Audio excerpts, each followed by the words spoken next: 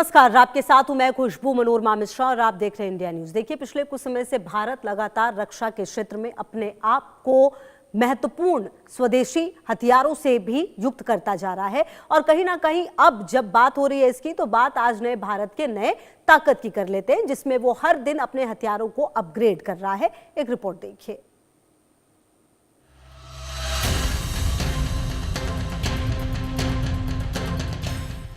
भारत का नया defence system दुश्मन से रक्षा करेगा सक्षम।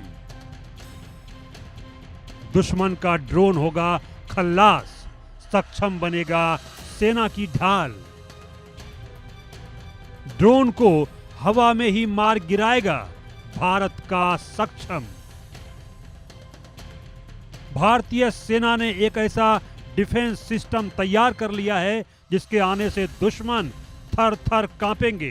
दुश्मन चाहे कितनी चाल चले, उसकी चाल कामयाब नहीं होगी। सीमा पार से चाहे कितने ड्रोन अटैक हों, उन्हें भारतीय सीमा में घुसने से पहले ही मार गिराया जाएगा। भारत का ये नया डिफेंस सिस्टम है सक्षम। जैसा नाम वैसा काम। दुश्मन के ड्रोन की पहले से ही पहचान करने वाला ये सिस्टम बेहद आधुनिक है। भारतीय सेना ने सक्षम को विकसित करके देश की हवाई सुरक्षा को काफी मजबूत कर दिया है। अब भारतीय हवाई क्षेत्र में दुश्मन के ड्रोन या यूएवी का फटकना भी मुश्किल हो चुका है। भारतीय सेना ने जो एयर डिफेंस सिस्टम तैयार किया है वो एक काउंटर अनमैन्ड एरियल सिस्टम है, जो दुश्मन के ड्रोन और यूएवी का पता लगाकर उसका पीछा करके रियल टाइम में पहचान कर उन्हें नष्ट कर सकता है। हवाई सुरक्षा के लिए भारतीय सेना की यह बहुत बड़ी उपलब्धि मानी जा रही है। सक्षम की वजह से अब 3000 किलोमीटर की ऊंचाई तक दुश्मन के ड्रोन या यूएवी भारतीय हवाई क्षेत्र में नहीं घुस पाएंगे। इस सिस्टम से मौजूदा और भविष्य के ड्रोन रोधी हथियार और सेंसर जोड़े जा सकेंगे। यह प्रणाली बड़े सुदर्शन चक्र नेटवर्क में भी जानकारी भेजेगी। इस प्रोजेक्ट को फास्ट ट्रैक प्रोक्योरमेंट के तहत मंजूरी मिली है। अगले 1 साल के अंदर इसे सेना की सभी फील्ड यूनिट्स में लागू करने का लक्ष्य रखा गया है। यह डिफेंस सिस्टम सेना को दुश्मन के ड्रोन से निपटने में एक बड़ी ताकत देगी। पहले जहां ड्रोन घुसपैठ एक बड़ी चुनौती थी, वहीं अब सक्षम के आने से सेना इस पर प्रभावी ढंग से काबू पा लेगी। यह सिस्टम न केवल दुश्मन के ड्रोन्स का पता लगाएगी, बल्कि उन्हें निष्क्रिय करने के लिए तुरंत कार्रवाई भी करेगी। इससे सीमा सुरक्षा और राष्ट्रीय सुरक्षा को और मजबूत कर दिया जाएगा। क्या है सक्षम, थोड़ा इसे समझिए। Situational awareness for kinetic soft and hard kill assets management, 3D battlefield visualisation की क्षमता, रियल टाइम खतरे की पहचान कर पाएगा, AI आधारित पूर्वानुमान वाले विश्लेषण देगा, पूरे तालमेल से हथियारों के साथ उचित प्रतिक्रिया देगा। Modular command and control grid system का यह इस्तेमाल करता है। रियल टाइम में दुश्मनों के हर तरह के अनमैन्ड एरियल सिस्टम के पर खच्चे उड़ा सकता है। रडार, सेंसर, हल्के और सख्त मारक क्षमता वाले उपकरणों से यह लैस है। सिंगल यूनिट की तरह काम करने वाले उपकरणों और हथियारों से सक्षम लैस है। भारतीय सेना ने भारत इलेक्ट्रॉनिक्स लिमिटेड की गाजियाबाद यूनिट के साथ मिलकर सक्षम को तैयार किया है। यह सिस्टम आर्मी डेटा नेटवर्क का इस्तेमाल करता है। इससे भारतीय सेना को एक खास मान्यता प्राप्त UAS तस्वीर मिलती है। यह तस्वीर हाल ही में बनाए गए TBS यानी टैक्टिकल बैटलफील्ड स्पेस में दिखाई देती है। इससे सेना की सभी टुकड़ियों को रियल टाइम में ड्रोन की गतिविधियों की एक जैसी जानकारी मिल पाएगी। ऑपरेशन सिंदूर से मिली सीख के आधार पर यह प्रणाली जमीन से 3000 मीटर ऊपर तक के हवाई क्षेत्र को कवर करेगी। सेना इसे नया टेक्निकल बैटलफील्ड स्पेस कह रही है। सक्षम का विकास भारतीय सेना की आत्मनिर्भरता की दिशा में एक महत्वपूर्ण कदम है। यह स्वदेशी तकनीक पर आधारित है और इसे भारतीय परिस्थितियों के अनुसार ही तैयार किया गया है। इस प्रणाली के आने से सेना की युद्धक क्षमता में काफी वृद्धि हो जाएगी और वह किसी भी हवाई खतरे का सामना करने के लिए और अधिक तैयार रहेगी। यह प्रणाली सेना के लिए एक गेम चेंजर साबित होने वाली है। Bureau report, India news. और हमारे साथ चर्चा में जुड़ गए major general retired doctor Ranjan Kochar ji, senior defence expert, और इनके अलावा रवि कुमार गुप्ता जी भी जुड़ गए हमारे साथ, पूर्व वैज्ञानिक हैं डीआरडीओ। बहुत स्वागत है आप दोनों का हमारे साथ जुड़े, आप उसके लिए शुक्रिया भी। तो सबसे पहले आप ही के पास डॉक्टर रंजन कोचर आते हुए सर, क्योंकि लगातार हमने देखा है कि पिछले कुछ समय में भारत अपनी हर तरीके से सेना को मजबूत कर रहा है, और उसी क्रम में अगर बात सक्षम की जाए तो ये कितना महत्वपूर्ण है और सक्षम के आने से क्या कुछ बदलेगा? धन्यवाद। एक बहुत इंपॉर्टेंट डिस्कशन आप लेके आए हैं, बिकॉज आज की लड़ाई, आने वाली लड़ाई जो हम देख रहे हैं, और जो एक ऑपरेशन सिंदूर से हमको कुछ लेसन्स हमने लर्न करे हैं कि आगे वाली लड़ाई किस टाइप की होगी। हम बात मैं आती हूँ आपके पास है, थोड़ा नेटवर्क इश्यूज है, इसको जरा सा ठीक करा लें और उसके बाद हम वापस आपसे जुड़ते हैं। और तब तक रवि कुमार गुप्ता जी, मैं आपका रुख कर लेती हूँ। रवि कुमार गुप्ता जी, जो अभी की सिचुएशन है और जैसा कि सर ने भी अभी बात शुरू की थी, सक्षम को लेकर आप क्या सोचते हैं? क्योंकि जिस तरीके से इसे डिजाइन किया गया, जिस तरह से इसे बनाया गया है, निश्चित तौर पर दुश्मनों को मात देने में ये बहुत बड़ी भूमिका निभाएगा आने वाले समय में। बेशक खुशबू जी, धन्यवाद बहुत बहुत मुझे आमंत्रित करने के लिए। देखिए, आज का युग जो है एक नेटवर्क सेंट्रिक वारफेयर हो गया। हम खाली एक जो अगर हम पिछले समय की बात करें, कुछ आज से 10-15 साल से पहले तक का, तो जो सैनिक एक टुकड़ी बैठी होती थी वही आमने सामने का युद्ध लड़ते थे। लेकिन आज के समय हमें तमाम जितने हमारे सेंसर्स हैं, रडार्स हैं, हमारी तोपें हैं, हमारे जितने हथियार हैं, सब चीजों को मिला करके एक नेटवर्क बना के हमें युद्ध करना होता है। और उस दिशा में अब अभी जो हाल ही में हमने देखा ऑपरेशन सिंधु, और इससे पहले हम देख चुके हैं आपका यूक्रेन युद्ध वार में भी, यूक्रेन रशिया के साथ जो बात चल रही है, कि ड्रोन्स ने बहुत बड़ी भूमिका अपनाई है।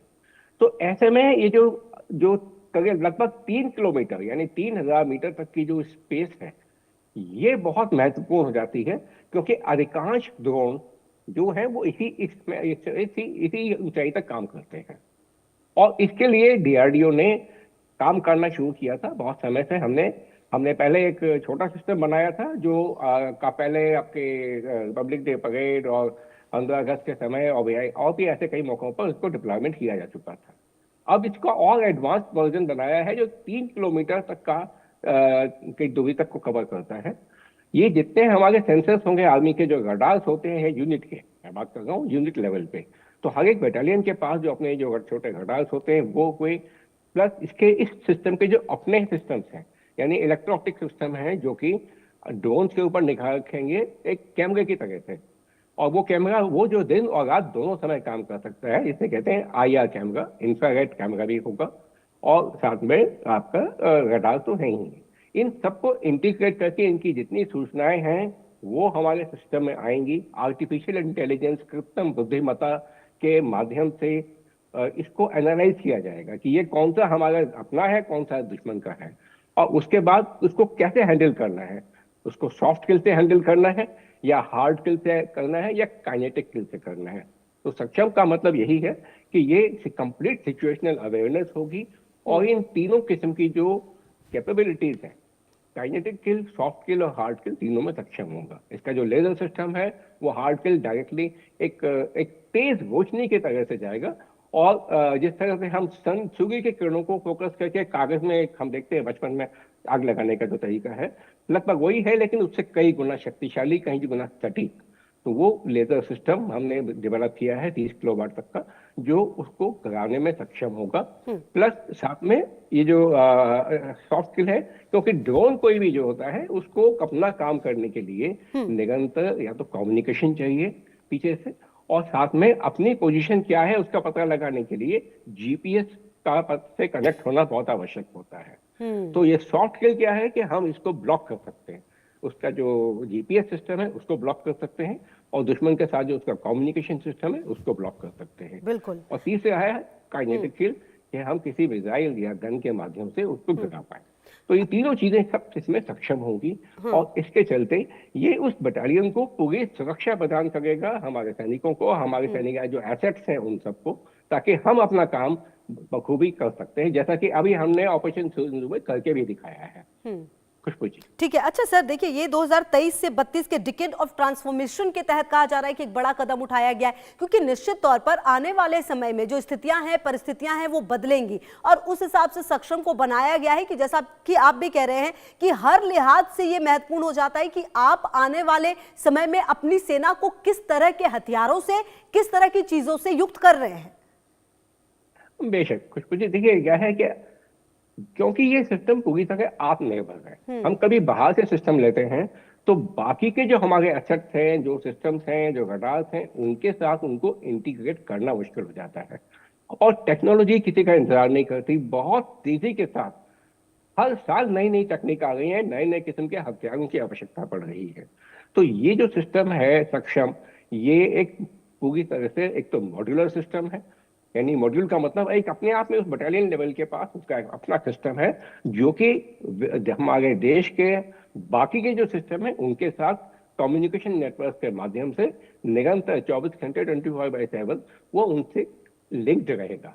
साथ में ये पूरी तरह अपना खुद का डेवलप किया हुआ है, इसका सॉफ्टवेयर, इसका हार्डवेयर सब कुछ हमारे अपने हैं।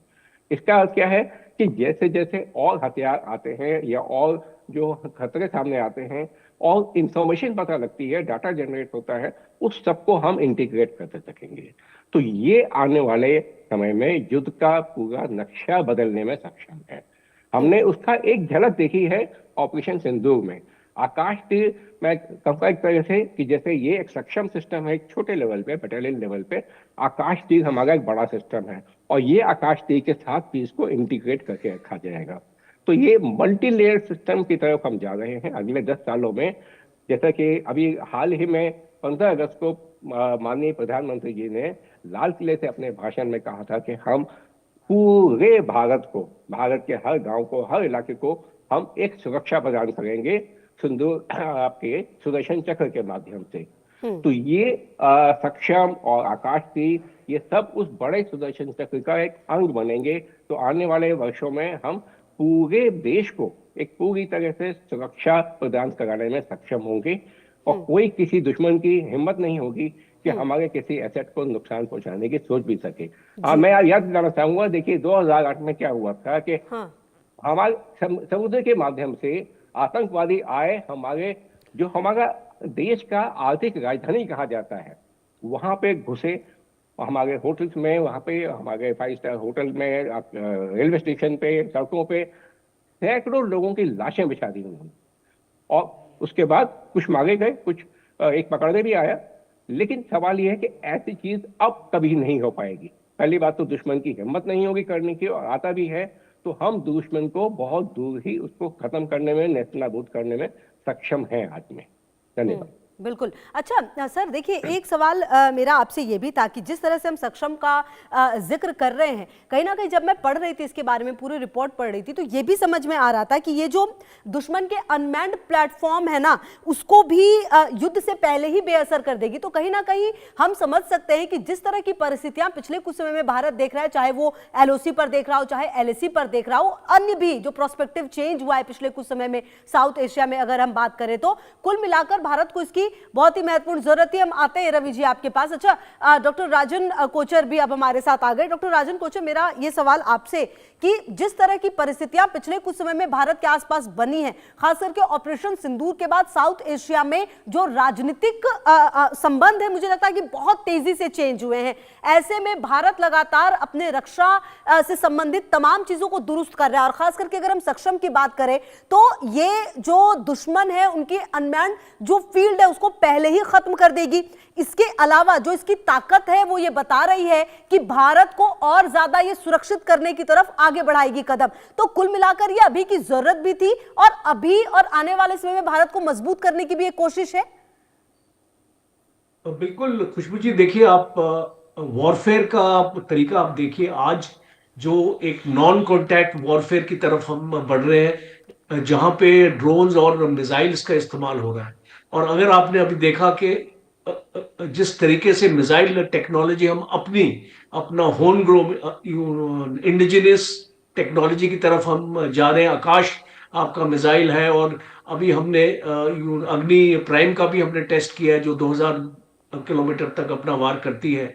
और हमारे पास अग्नि भी है, और हमारे पास नाग पृथ्वी मिसाइल है। तो इस टाइप का एक आपके पास अपना एक डोमेस्टिक टेक्नोलॉजी आपके पास अवेलेबल है। दूसरा, अब हमारे पास एक टैक्टिकल बैटलफील्ड में हम चलते हैं। हम एक आपको सिनेरियो में इसको पेंट करता हूं कि आपकी फौजें बॉर्डर पर है, आपकी बटालियंस, आपकी कंपनीज, आपकी ब्रिगेड्स डिप्लॉयड हैं, और उनके ऊपर हमला होता है, और ये पाकिस्तान की तरफ से ड्रोन्स का हमला होता है। अब जो हमने ईरान इजराइल की लड़ाई में देखा कि कई बार ऐसा होता है कि एक सस्ते ड्रोन को गिराने के लिए आप एक ज्यादा अपना महंगा अपना रॉकेट इस्तेमाल करते हैं। तो आज आपके पास एक ड्रोन वर्सेस ड्रोन का एक आपका वॉरफेयर आ चुका है। इसका मतलब कि अगर पाकिस्तान के ड्रोन्स आएंगे तो आपके पास भी एक ऐसा ड्रोन है आज जो पाकिस्तान के ड्रोन्स को काउंटर कर सकता है, और स्पेशली 3 किलोमीटर का जो ये हम रेंज बात कर रहे हैं। और अगर आपने देखा कि चीफ ऑफ आर्मी स्टाफ ने एक स्टेटमेंट दिया था कि हम अपनी आर्मी को रीऑर्गेनाइज कर रहे हैं रुद्र ब्रिगेड और भैरव बटालियंस। तो ये रुद्र ब्रिगेड और भैरव बटालियंस है क्या? ये बेसिकली एक आपका इंडिपेंडेंट बैटल ग्रुप, आपका इंटेग्रल बैटल ग्रुप हम जिसको बोलते हैं, आईबीजी कॉन्सेप्ट पर है। और ये आईबीजी कॉन्सेप्ट का मतलब है कि अगर दुश्मन के अंदर आपको जाना है तो आपके पास ऐसी क्षमता होनी चाहिए कि आप एक छोटी फोर्स को बहुत जल्दी टाइम में, हमने पराक्रम का अगर मैं आपको एग्जांपल दूं, हमको महीना लग गया था अपनी फौज को मोबिलाइज करने में। तो अभी जो इंटेग्रल बैटल ग्रुप्स और आपकी रुद्रा ब्रिगेड, और इनके पास इस तरीके की ड्रोन्स की प्रोटेक्शन होनी चाहिए, क्योंकि जैसे आप पाकिस्तान के अंदर भी घुसेंगे, आपके ऊपर जो इसको वार किया जाएगा, आपकी फौजों पे वार किया जाएगा, ड्रोन्स के थ्रू किया जाएगा। तो ये एक बहुत है। और आपने नागस्त्रा ड्रोन के बारे में भी आप इसको सुना होगा। वो एक कामाकाजी एक ड्रोन है जो इन्फेंट्री बटालियन को दिया जा रहा है, और वो 1.5 से 2 किलोमीटर की क्षमता रखता है। तो इस टाइप की जी। आपकी जो लाइन ऑफ कंट्रोल में आपकी फौज है, line of actual control China के अगेंस्ट एलएसी है आपकी, ये जो आपकी फौजें हैं जो डिप्लॉयड है उस एरियाज में, उनकी प्रोटेक्शन के लिए बहुत इंपॉर्टेंट स्टेप है। और सबसे इंपॉर्टेंट है कि ये भारत में बन रहा है। बिल्कुल। जो क्वांटिटीज हमको चाहिए, देखिए लड़ाई के लिए आपको हर एक वेपन सिस्टम में आपको ज्यादा नंबर्स में चाहिए। अगर आज ईरान इसको इजराइल की लड़ाई पे हावी हुआ है क्योंकि ईरान के पास 3000 मिसाइल थी, इसीलिए वो एक लंबी लड़ाई 2 महीने तक लड़ सकता था। तो सेम क्षमता आपकी भारत के पास आएगी। 1 से 2 लाख ड्रोन आपकी आर्मरी में होने चाहिए, और इसीलिए ये एक फास्ट ट्रैक प्रोक्योरमेंट में खरीदे जा रहे हैं। बिकॉज जिस तरीके से दुश्मन तैयारी कर रहा है अपनी, वो एक लड़ाई की तैयारी कर रहा है। और निश्चित है कि जो आपका सिंदूर 2.0 है वो ज्यादा दूर नहीं है। इसीलिए आपको रक्षा मंत्री ने बोला है कि 1 साल का टाइम मैं आपको देता हूं। आपको 50,000 करोड़ में आपको बजट इसको सैंक्शन करता हूं, और 1 साल के अंदर आप इसको सब कुछ आपने खरीदना। अच्छा डॉक्टर राजन, तो आज क्या ये जो तमाम चीजें की गई, आप देखिए ना कि जो ये बनाया गया, ये दुश्मनों के ड्रोन से हमें बचने में तो जो हेल्प होगा ही होगा। इसके अलावा जो हम आत्मनिर्भर भारत की बात करते हैं, उस दिशा में भी एक ये बड़ा कदम है। और कम से कम ऑपरेशन सिंदूर के बाद बहुत सारी चीजें हैं जो भारत को पता चली है कि इस तरह से इन चीजों पर भी काम किया जा सकता है। क्योंकि देखिए ड्रोन ने जिस तरीके का नुकसान पहुंचाया है और आने वाले समय में पहुंचा सकता है, उसको किस तरह से रोकना है भविष्य में, तैयारी उसकी भी शुरू हो चुकी है। बिल्कुल। देखिए आप एक इसको रशिया यूक्रेन वॉर का मैं आपको एग्जांपल देता हूं। आज जो ड्रोन्स ने इसको यूक्रेन के ऊपर जिस तरीके से उनके पावर प्लांट्स, पावर सेंटर्स, उनका रेलवे उसको नष्ट किया है, वो एक आपके लिए उदाहरण है। और अगर आप अजरबैजान और आर्मेनिया की लड़ाई में भी चले जाएं तो अजरबैजान को जो टर्की ने ड्रोन दिए थे, उनकी पूरी T-72 टैंक्स को खत्म कर दिया था। तो इसीलिए अभी जो आप बोल रहे हैं खुशबू जी, बहुत ही इंपॉर्टेंट ये एक स्टेटमेंट है कि भारत के पास इस टाइप की ताकत होनी चाहिए, और स्पेशली एक डिफेंस इकोसिस्टम की मैं बात कर रहा हूं। आज अगर रशिया 4 साल से लड़ाई लड़ रहा है, क्योंकि रशिया के पास एक इकोसिस्टम है, वो खुद मैन्युफैक्चर करता है हर एक चीज, डिपेंडेंट नहीं है दूसरों के ऊपर। और ये आत्मनिर्भरता जब हम इसकी बात करते हैं, इसका एक उदाहरण है ये ड्रोन। और प्रकार के जो ड्रोन्स अभी आ रहे हैं हमारे एक्चुअली सर्विस में, और ये एक प्राइवेट सेक्टर में भी चला गया है। देखिए, आज तो आप भारत इलेक्ट्रॉनिक्स लिमिटेड की बात करते हैं कि ये ड्रोन बनाया, आप देखिए बहुत सारी प्राइवेट कंपनीज हैं आज जो भारतीय फौज को ड्रोन सप्लाई कर रही है, बिकॉज हमको जिस क्वांटिटी में चाहिए, हमारी जो अपनी पीएसयूज है वो हमको दे नहीं पाएंगी। इसीलिए हमको इसको प्राइवेट सेक्टर को भी हमने ओपन कर दिया है, डीआरडीओ के साथ मिलके काम कर रहे हैं, बिकॉज टेक्नोलॉजी का मामला है और उसको अच्छी तरीके से परखना पड़ेगा। डीआरडीओ, डीजीक्यूए, ये ऐसी ऑर्गेनाइजेशंस हैं हमारे फौज में जो इनको चेक करती है, इनके ट्रायल्स होते हैं, इनके पायलट सैंपल्स मंगाए जाते हैं, और ये एक फास्ट फुटिंग पे हो रहा है। ये ऐसा नहीं है कि 2 साल बाद आपने ऑर्डर प्लेस किया। मैं इसको डिफेंस प्रोक्योरमेंट में 37 साल का मुझे एक्सपीरियंस है। 5 से 6 साल लगते थे हमको कोई भी इक्विपमेंट को फौज में लेके आने के लिए, पर अब वो दौर नहीं रहा। और अभी आप देख रहे कुछ महीनों में काम हो रहा है। करेक्ट 3 कह रहे हैं। और महीनों डॉक्टर में, 6 राजन, महीनों यही बात है कि जो बात आप कह रहे हैं ना, ये समय बदला है, वक्त बदला है, और रवि जी ये शायद समय की डिमांड भी है कि आप जैसा समय है उसके हिसाब से ही आप बिहेव करें, वरना आप पीछे छूट जाएंगे। ये बात भारत बहुत बेहतर समझ रही है, और खास करके रक्षा क्षेत्र में इसलिए माफ कीजिएगा, किसी भी तरह की कमी नहीं छोड़ना चाहती भारत सरकार। बेशक खुशबू, देखिए आज जैसे मैंने अभी बताया कि टेक्नोलॉजी जो है आज के देश में जमाने में बहुत तेजी से बदलती है। जो चीज अभी 2 साल पहले तक कोई इस्तेमाल कर रही आ रही होती है, उसका कुछ ना कुछ काट निकल आता है, कोई तोड़ निकल आता है, तो उससे बचने के लिए हमें अगर हम प्रोक्योरमेंट में ही लंबा समय निकाल देंगे, तो जब तक वो सेना को मिलेगा तब तक तो वो आउटडेट हो चुका होगा। इसलिए हमें बहुत आवश्यकता है प्रोक्योरमेंट का जो सिस्टम है उसको बिल्कुल दुरुस्त बनाने की, चुस्त दुरुस्त बनाने की। आजकल हम अभी जैसे जनरल साहब ने बताया, 6-7 साल लग जाते थे प्रोक्योरमेंट करने में, यानी जितना समय डेवलपमेंट करने में लगा उतना ही समय प्रोक्योर करने में लग रहा है, खरीदने में लग रहा है। तो अब जैसा कि जितनी तेजी के साथ आपने देखा कि देखते ही देखते इजराइल का युद्ध हुआ, आपके रशिया और यूक्रेन का युद्ध हुआ, और आज से 4 साल पहले जो टेक्नोलॉजी, जो टैक्टिक्स वो इस्तेमाल कर रहे थे, अब बिल्कुल बदल चुकी है। तो हमें अपना तमाम सिस्टम्स को, डेवलपमेंट को भी तेज करना होगा।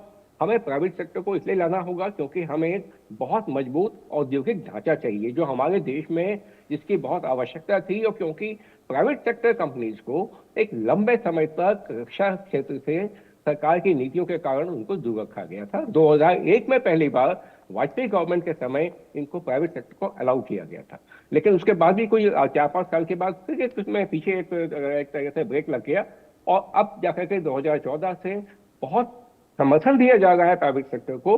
और पिछले 10-11 सालों में हुआ यह है कि हमारे देश में जो औद्योगिक ढांचा है वो पूरी तरह से एक दुरुस्त हो चुका है, मजबूत ढांचा तैयार हो चुका है। तो अब केवल एक हमारा प्रोक्योरमेंट सिस्टम को और एक ठीक ठाक करने की आवश्यकता है, ताकि हम बहुत जल्दी, और ये एक उसका उदाहरण है, आप देखिए कि फास्ट ट्रैक किया गया है जिसमें आर्मी खुद अपना प्रोक्योरमेंट करती है, वो मंत्रालय के ऊपर निर्भर नहीं रहती है।